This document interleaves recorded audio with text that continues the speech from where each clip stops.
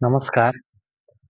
यहाँहरूलाई मैले योभन्दा अगाडि निरन्तर एउटा वैदेशिक यात्रा लगायत स्वदेशी जीवनसहितको एउटा भिडियो बनाउँदै आएको छु र आज पनि त्यही पाठलाई नै निरन्तरता दिने क्रममा आएको छु।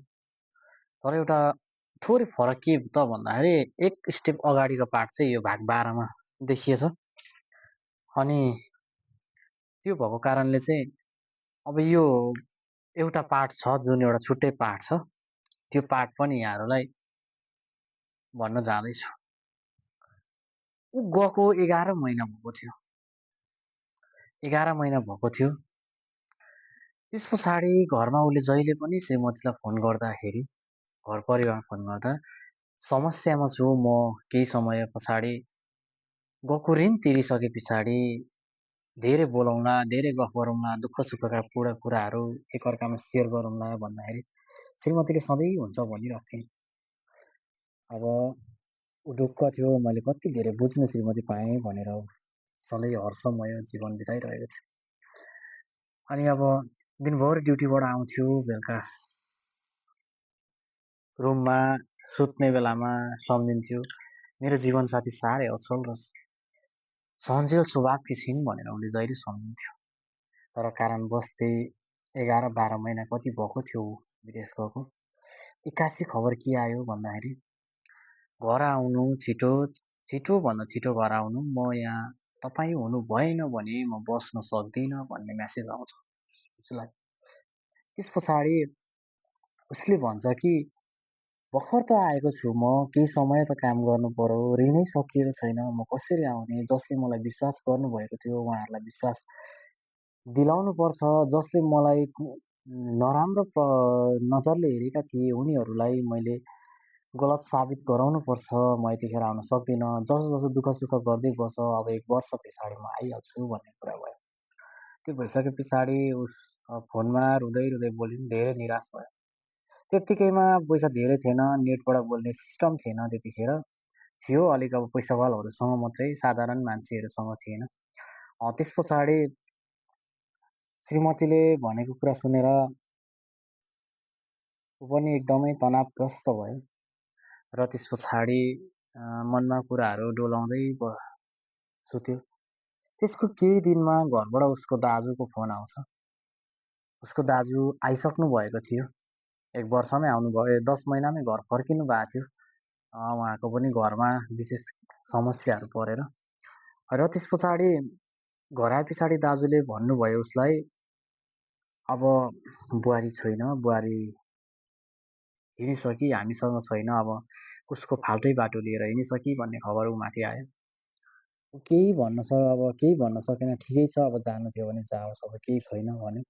तर फोन राखिसकेपछि उसलाई कति धेरै पीडा र कति धेरै तनाव भएको थियो त्यो सिर्फ उसैलाई थाहा थियो। ऊ सानो थियो, ऊ बस्ने कोठामा कसैलाई पनि बिहे गरेको छु भन्दैन थियो, तर उसको भित्री पीडाहरू थियो, त्यति धेरै कुराहरू लुकाउन सक्थ्यो। एकजना मुनाहाङ भन्ने एउटा भोजपुर टिममा साथी थियो, उसँग धेरै कुराहरू सेयर हुन्थ्यो। त्यो रुम कोठा मध्येको सबैभन्दा नजिकको मित्र पनि उही थियो। अनि एउटा राति मुनाङको नाइट ड्युटी थियो, उसको डे ड्युटी थियो त्यतिखेर। राति सबैजना सुतिसके पछाडि फोनमा कुरा भयो। फोनमा कुरा भइसकेपछि उसले धेरै सम्झायो, दाइ यस्तो भएछ भनेर धेरै कुराहरू सम्झायो, सिकायो।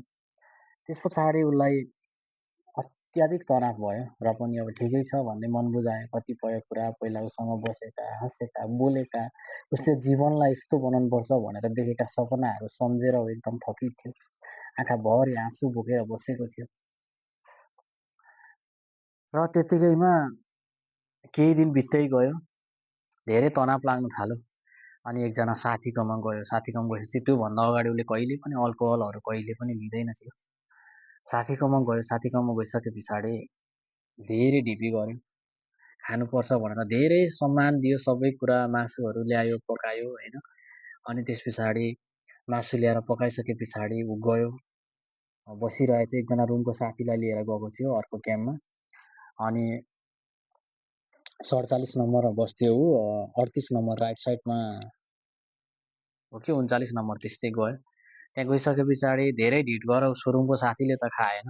उसले चाहिँ त्यो दिन जीवनमा पहिलोचोटि अल्कोहल कस्तो हुन्छ भनेर स्वाद पाएको थियो।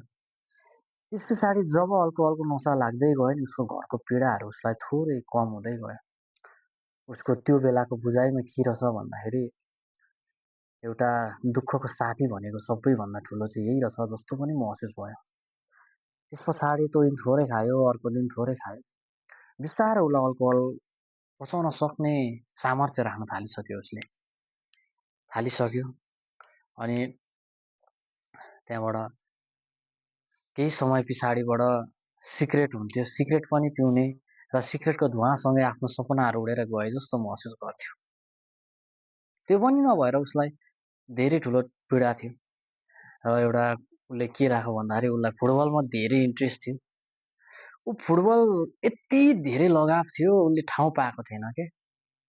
यति धेरै मेहनत गर्थ्यो दिनभरि 40-45 डिग्री घाममा ड्युटी गरेर 12 बजेसम्म ड्युटी गरेर आएर 12-1 बजेको त्यो घाममा चाहिँ खुल्ला खाडी त चौरमा होइन एकदमै रोडा घारीमा गएर चाहिँ फुटबल खेल्थ्यो। कहिले राति आएर अरू सबै नुहाउन जान्थ्यो, छतमा पसेर यत्रो छतको एरियामा डङ डङ पार्दै प्र्याक्टिस गर्थ्यो। प्र्याक्टिसको स्किलहरू यति धेरै बनाएको थियो। ऊ सुरुमा खासै जान्दैन थियो गेम खेल्न र कसैले गेममा खेलाउन रुचाउँदैन थियो। त्यस कारणले गर्दाखेरि उसको गेममा अलिक कमजोरी थियो तर स्किल भन्ने धेरै खतरा थियो। ऊ हरेक मान्छेहरूको छेउमा स्किल देखाएर सबैको लागि वाउ गर्थ्यो। आजभोलि यस्तो सामाजिक सञ्जालमा अलिक अगाडि भएको भएदेखि त्यो उसको भिडियोहरू पनि धेरै प्रभावकारी हुन्थ्यो। अनि त्यस कारणले उसले धेरै सङ्घर्ष गर्यो। कहिलेकाहीँ गेम खेल्ने मौका पायो, अलिअलि खेल्थ्यो। अब खेले चाहिँ उसले मिस्टेकहरूलाई सुधार्ने काम गर्थ्यो तर पनि अब अरूले आफूको घमण्डले गरेर खासै खेलाउँदैन थिए। ऊ जहिले जान्थ्यो अरू गेम खेल्थ्यो, गेमभन्दा बाहिर एकैछिन नबसिकन खेलेको गर्थ्यो। उसले गेमहरू खेल्ने क्रममा भिटामिनहरू प्रशस्त मात्रामा खाँदै थियो पहिला। त्यस पछाडि ऊ चुरोट पनि खान थाल्यो, सिगरेट पनि लिन थाल्यो र अल्कोहल पनि लिन थाल्यो। बिस्तारो तनाव हुँदै गइसके पछाडि जब समस्या हुन्छ त्यस पछाडि उसलाई तनाव हुन्छ। आन्टीले पठाइदिएको केही पैसाहरू त उसले पठाइसकेको थियो त्यो बेलासम्म। बाँकी रहेको 20-30 हजार रुपियाँ पैसा बाँकी थियो दिदीहरूको दिन। त्यति नै समस्याले गर्दा दिनलाई पैसा नभएको कारणले धेरै समय कन्ट्र्याक्ट डिल पनि भयो 5-7 महिना। कसैलाई फोन पनि गरेन। सबैजनाले अब घरमा श्रीमती हिँडेको कारणले फोन गरेन भनेर बुझ्नुभयो। तर त्योभन्दा पनि उसलाई समस्या फाल्टै थियो, तनाव थियो। एक त त्यो पनि हो र उसलाई तनावहरू पनि धेरै थियो। त्यस कारणले गर्दाखेरि उसले गेमलाई सधैँ प्राथमिकता दियो। बिहानै उठ्ने, नास्ता क्यान्टिन बकालामा जाने, यसो खाँदाखेरि पनि खालि भिटामिन हुने कुराहरू मात्रै खान्थ्यो। अनि अब उसले चुरोट खान्थ्यो। अल्कोहल भनेको उसले बिहिबार बेलुका मात्रै कि शुक्रबार नभए अरू बेलामा खासै खाँदैन थियो कि छुट्टीको बेलामा। तर जब खान्थ्यो उसलाई आनन्द आउँथ्यो, उसलाई धेरै तनाव हुन्थ्यो। अरू हाँसिरहेकोमा हाँसिदिन्थ्यो तर भित्र उसलाई पोलिरहेको हुन्थ्यो। त्यस कारणले त्यस्तै तरिकाले उसको जिन्दगीहरू अगाडि बढ्दै थियो। सबैभन्दा धेरै उसले गेमलाई खतरा खेलाडी बन्छु भन्ने ठुलो सोख पनि राखेको थियो। र धेरै प्र्याक्टिस गर्थ्यो। लगभग 5-6 महिना त उसले दिनै प्र्याक्टिस गरेर एक दिन पनि गेम राम्रोसँग खेल्न नपाइकन बित्यो। कतिपय कुरामा उसलाई रहर हुन्थ्यो गेम खेल्न जाउँ भन्ने, कतिपयलाई रिक्वेस्ट गर्थ्यो, कोहीजना नमान्ने।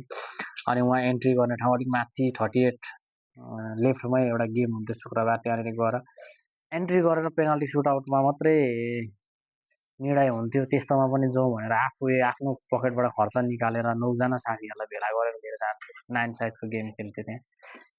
अनि त्यो पनि भएन, नभन्दै पछिबाट ऊ बसेको रुमको सबैजना घर आए। अनि त्यस पछाडि ऊ एउटा पुरानो थियो। अनि त्यसै समयमा एउटा नयाँ क्याम्पमा जाने कुरा भयो। नयाँ कम्पनीको क्याम्प सरेर 38 नम्बरमा जाने कुरा भयो। त्यहाँ गइसके पछाडि नयाँ साथी, सबैजना नयाँ, ऊ पुरानो थियो। घरदेखि त्यो क्याम्पदेखि थोरै यतापट्टि एउटा सानो ग्यारेज जस्तो ठाउँ रहेछ तर त्यहाँनिर धुलो धेरै भएको। अनि एक दिन एउटा पुरानो बल लिएर 2-3जना साथीहरू मिलेर जाउँ भन्दै गरेर जाँदाखेरि त्यहाँनिर धेरैजना चासो राखेर गेम खेल्न आयो त्यहाँनिर। अनि त्यो ग्राउन्डमा फुटबल खेल्ने चासो राखेर सबैजना आइसके पछाडि उसलाई पनि आश लाग्यो कि अब चाहिँ कुनै साथीहरू मान्छ कि भन्ने। अनि त्यस पछाडि अब अलिक पर ग्राउन्ड छ, उसले देखेको थियो पर ग्राउन्ड छ, सबैजना मिलेर जाने भए गेम खेल्न जाउँ, हाम्रो गेम राम्रो हुन्छ भने अब उसले पहिला प्र्याक्टिस मात्रै गरेको थियो, अब गेम खेल्नु थियो उसलाई। अनि त्यस पछाडि त्यहाँदेखि पर कार्गो स्ट्यान्ड भन्ने थियो एउटा, करुवा त्यो ट्याक्सीहरू स्ट्यान्ड राख्ने ठाउँ थियो, त्यहाँनिर एउटा फुटबल ग्राउन्ड पनि थियो। साधारण तरिकाले यस्तै रोडा घारीमा खेल्नुपर्ने, थोरै लडिहाल्यो भने चोटपटक लाग्थ्यो, सम्पूर्ण जिम्मेवारी आफ्नै हुन्थ्यो। त्यो भएको कारणले गर्दाखेरि जोखिमपूर्ण भए तापनि जाने कुरा भयो। अब त्यो त्यो पछाडिको अर्को भनेको भाग तपाईँलाई निरन्तर आउनेछ। यो बिचमा थोरै अर्कोतिरबाट गएको हो, तर त्यो कम्पनीबाट गाडी चलाएको कहानीबाट आएको जुन टुङ्गिएको छ त्यस पछाडि नै सुरु हुँदै जान्छ। भाग नछुटाइकन हेर्नुहोला। यहाँहरू सबैजनालाई नमस्कार।